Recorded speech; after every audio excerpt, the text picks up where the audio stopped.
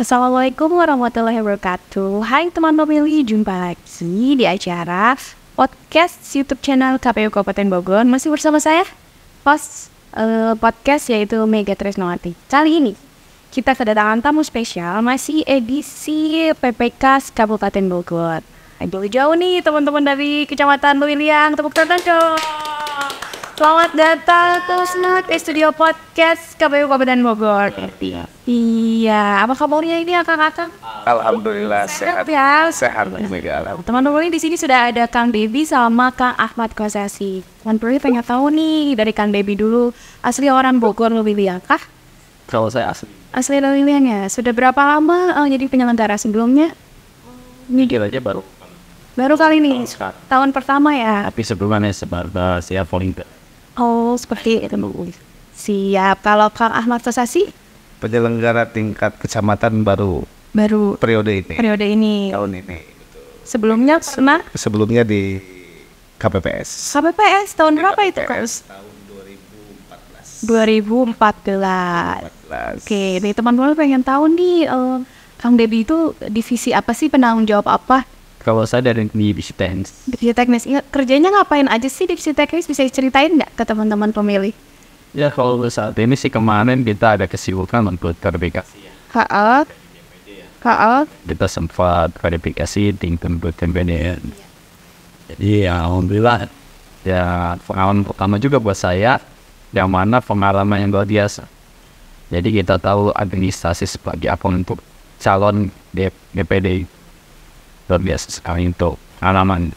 berat nggak sih jadi PJ teknis? Ya kalau bisa dibilang berat, namanya pekerjaan atau tanggung jawab ya berat. Tapi ya bagaimana kita menjalani ya. Kalau menjalani kita ya secara gini nih, secara tulus ya, tanggung jawab dan sekaligus dalam sebagai penyelenggara ya have fun aja sih. Have fun ya, kuncinya have fun ya. Oke, Kang Ahmad Kosasi sebagai apa sih di KPK? Saya sebagai PJ Sosparmas. Ya. Tugasnya ngapain aja? Baik, kalau tugas Sosparmas itu memang yang pertama itu sosialisasi, karena bagaimanapun Sosparmas ini harus mampu meningkatkan partisipasi masyarakat. Betul, tentunya, kan seperti itu. Nah, adapun dalam sosialisasi itu kita ke beberapa kaum ya, atau calon para pemilih begitu ya. Ada pemilih muda, pemilih pemula begitu ya. Termasuk juga sosialisasi itu juga harus juga kita menyampaikan ke beberapa tim sukses partai-partai politik terkait dengan agenda-agenda pemilu seperti itu sampai nanti tahun 2024 tanggal 14 Februari ini. Jadi kita terus bekerja Teh Mega ya dari awal hingga ya akhir nanti. Harapan kami dari sosialisasi memang ada peningkatan partisipasi masyarakat. Berapa persen nih targetnya untuk Lewiliang? Target Lewiliang kalau kemarin kita masih di bawah 80%. Kita sih target secara keseluruhan dari PPS dan juga PPK kita udah sepakati itu di 80% insya Allah. Mudah-mudahan Mega. Semoga itu bisa realisasikan. Amin, amin. Dewi makanya dan pada kompeti khususnya warga Kecamatan Lewiliang ya, targetnya 80%. Ya mungkin juga Teh Mega ada yang bertanya nih, kenapa enggak harus 100% gitu ya. Kita kan juga harus logis ya, karena memang di Lewiliang ini juga akses mobilitas masyarakatnya ini cukup tinggi, termasuk nanti juga ada perpindahan, ada yang masuk orang begitu ya. Nah itu, jadi kita di angka logis saja di 80%. Ya. Inovasinya apa aja sih yang ditempuh untuk mencapai target 80%? 80%. Kita yang pertama kita sebar angket ya, ya sudah kita sebar angket terkait dengan hari pemungutan suara.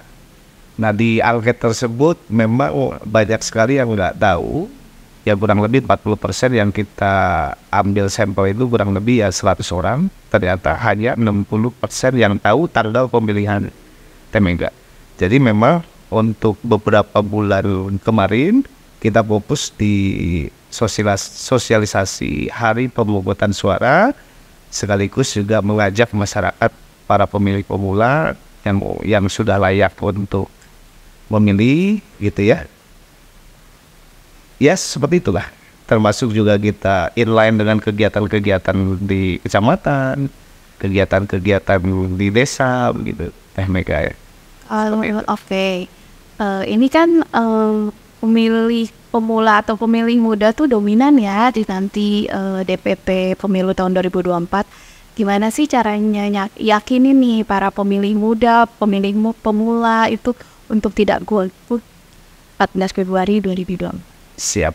Karena kita berkoordinasi biasanya dengan, ya sementara kita lakukan ini, kita berkoordinasi dengan guru-guru di sekolah ya, untuk juga meminta partisipasi mereka terkait dengan pentingnya pesta demokrasi ini.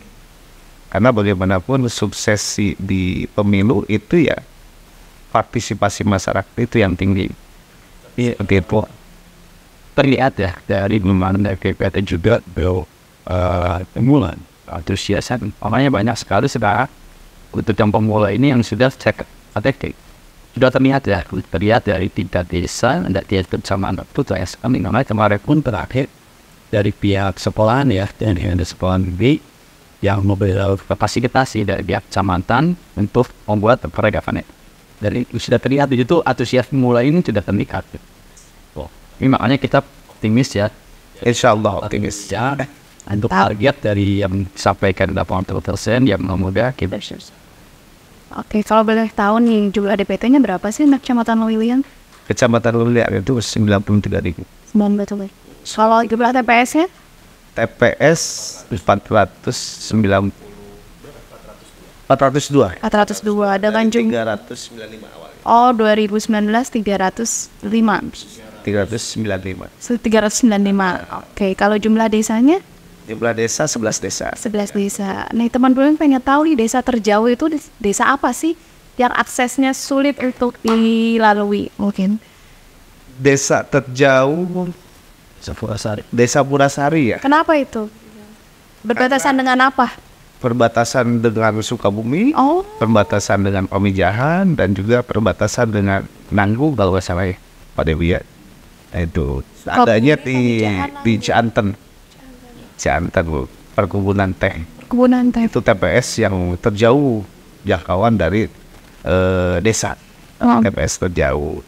Dan ada juga lokasi yang lumayan agak tertentu ini yang pembahasan evaluasinya itu ada pola Citugu ya yang sebetulnya pun hanya di Sentral Tenaga berdua itu yang lumayan nanti PR kita, tapi kita kemarin pun dari pihak PBS Praseda sudah mungkin kena apa nih ada sensus yang DPD dan alhamdulillah di sana emang setiap tahunnya pasti ada TPS dan oleh karena itu sampai saat pun kita memberikan fasilitas masing buruk. Ini lumayan jauh juga karena aksesnya itu yang agak aksesnya agak sulit. Puraseda itu aksesnya hanya bisa dilalui motor, sedangkan Purasari itu desa terjauh perbatasannya. Itu akses sinyalnya seperti apa Pak? Kalau sinyal alhamdulillah dari sinyal HP di Purasari ini udah bagus kan. Karena emang sebagian di kantor pemerintah di desa juga ada terpasang wifi ya. Hanya memang terakhir kemarin informasi hanya ada beberapa TPS yang blank spot itu ya Temenda. Tapi kemarin sudah kita konfirmasi di desa Karacak adanya ya. Alhamdulillah ternyata ada lah. Hanya tergantung penggunaan provider yang mana gitu. Seperti itu. Oke, mau tanya dong nih ke Kang Dewi nih. Menurut Kang Dewi nih, tahapan pemilu apa sih yang membutuhkan ekstra tenaga, waktu, dan pikiran? Tahapan yang mana nih menurut Kang Dewi? Ya, tahapan ya. Kalau dilihat dari tahapan, ya saat ini ya, jujur karena dari awal kami ini pengalaman sama saya, tapi ya kalau dibilang ya pada saya dari awal saya sampaikan, tahapan itu ya ada nanti things. Kalau bagaimana kita melihat karena emang saya dari saya sampaikan dari awal pas waktu saya pengalaman langsung tahapan terverifikasi DPD aja luar biasa aktual itu, tapi ya alhamdulillah gitu gimana kita menjalaninya dengan rasa ya dan tentang jawab dan pun untuk masa depan kita ke depannya sampai komisi kita Ya kalau tinggal tahapan-tahapan ya semuanya kalau insya Allah kita bisa jalan. Ada kebetulan juga dari PPK Lungilia kita solidar. Jadi kita saling bantu, khususnya dari sekretariatan dan dari PPK pun kita saling support. Harus kompak ya, Teh Mega ya. Kata yang di sana sih sebetulnya. Nah, gimana caranya nih kiat-kiatnya untuk menjaga kekompakan, soliditas dengan teman-teman PPK dan PPS Kecamatan Lungilia? Ya, sejauh yang perjalanan kita ini kan kurang lebih hampir 9 bulan ya, Teh Mega. 8 apa 9? 8 bulan ya. 8 bulan ini terhitung mulai Januari lah gitu. Ya kita sering ketemu. Itu kiat yang pertama dari kami. Sering ketemu, sering ngobrol, sering mengadakan rapat internal. Dan Berapa minggu sekali itu?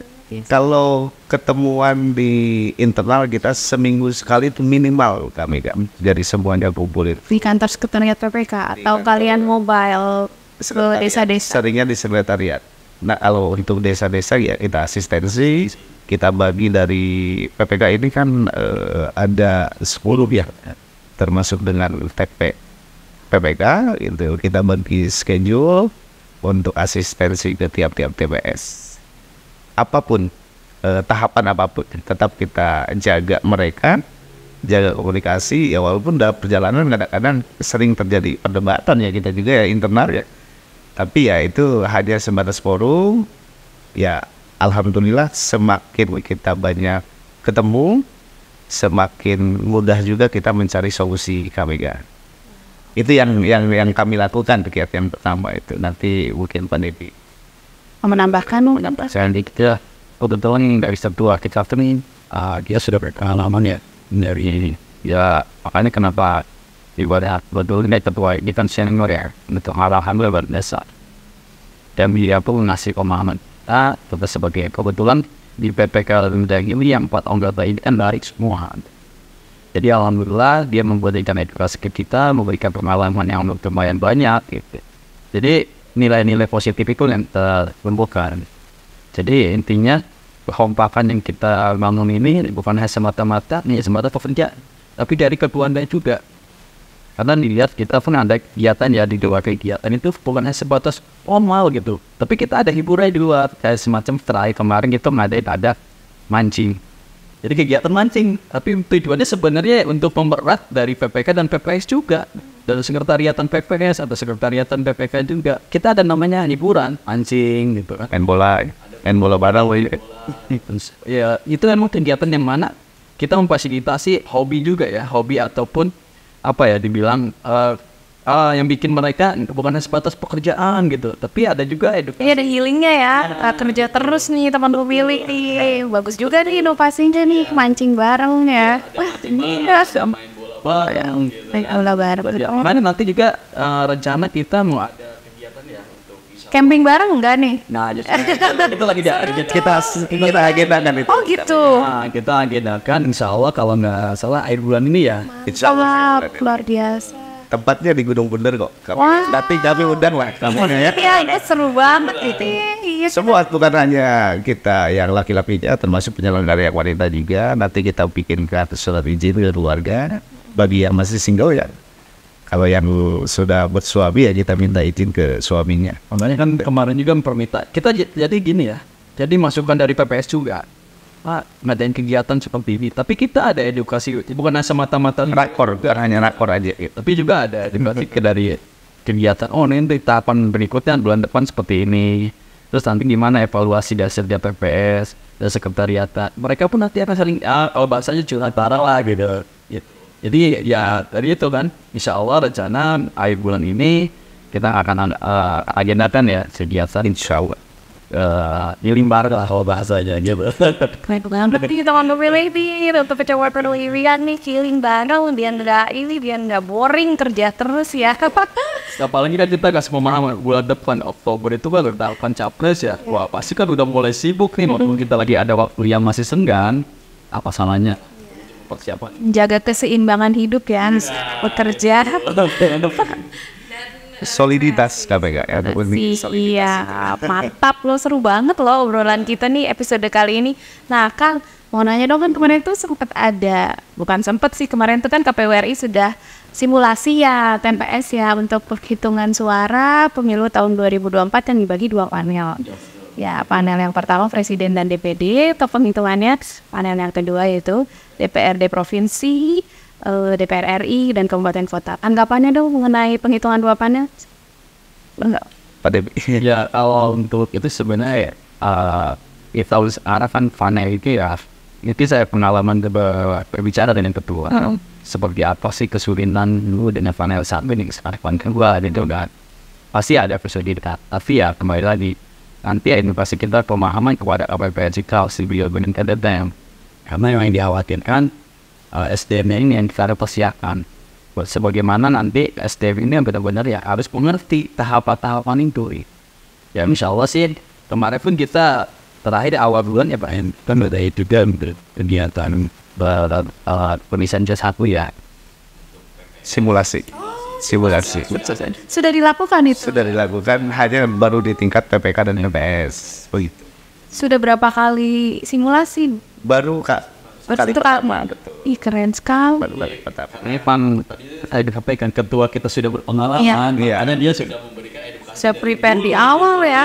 Dan kasus yang diangkat itu adalah kasus-kasus yang lama ya, yang tahun sebelumnya ada apa?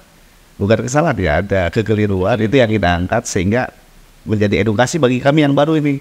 Kami enggak begitu. Keren-keren. Hanya memang PR kami. Kegiatan.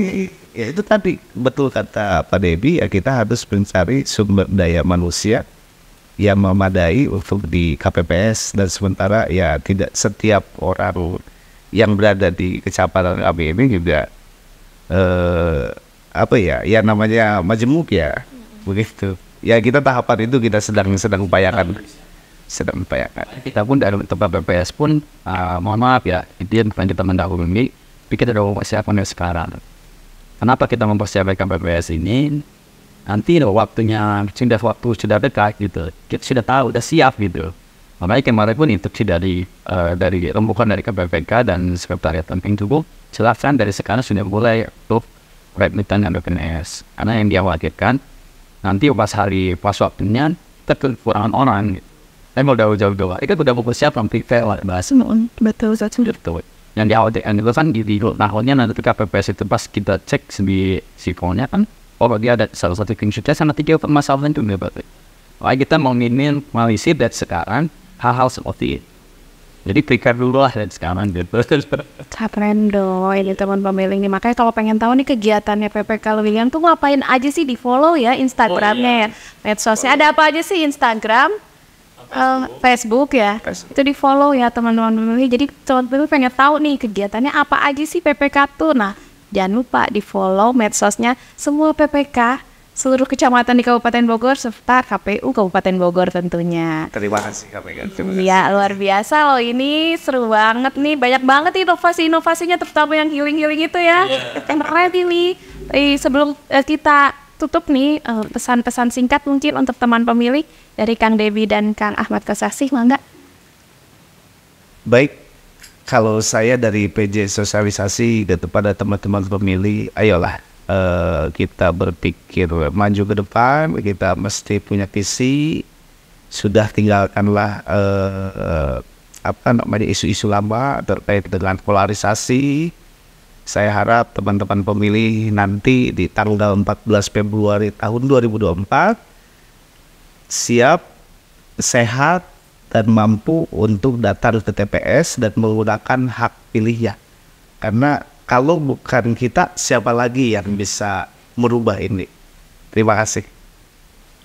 Kalau dari saya, intinya untuk para pemilih, jangan pernah ibaratnya mensia-siakan suara kalian.